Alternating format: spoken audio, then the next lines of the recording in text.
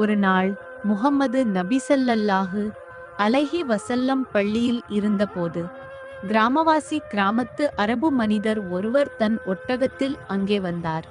அவர் நபியவர்களை சந்திக்க உள்ளே வந்தபோது பள்ளியின் வாசலில் தன் ஒட்டகத்தை கட்டாமல் அப்படியே விட்டுவிட்டு வந்தார். இதை கவனித்த நபியவர்கள் அவரிடம், "உம்முடைய ஒட்டகத்தை ஏன் கட்டாமல் விட்டு வந்தீர்?" என்று கேட்டார்கள்.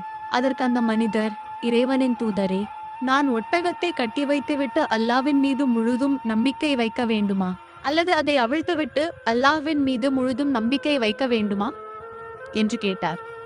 அதாவது, நான் அல்லாஹ்வின் மீது முழு நம்பிக்கை வைத்துள்ளேன். அவன் என் ஒட்டகத்தை பாதுகாப்பான் என்ற எண்ணத்தில் அவர் கட்டாமல் வந்திருந்தார்.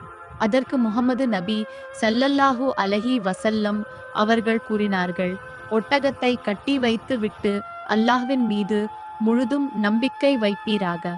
இந்த உண்மை சம்பவம் உணர்த்தும் பாடம்.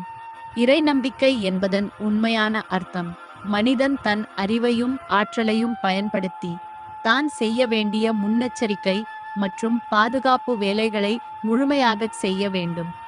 அதன் பிறகே அதன் இறுதி முடிவை இறைவனிடம் பாரம் சாட்ட வேண்டும். கடமையை மறக்கக்கூடாது. நம் பக்கமுள்ள உழைப்பையும் முயற்சியையும் கைவிட்டுவிட்டு எல்லாம் இறைவன் பார்த்து கொள்வான் என்று சும்மா இருப்பது உண்மையான ஆன்மீகம் அல்ல, அது சோம்பேறித்தனம். நன்றி.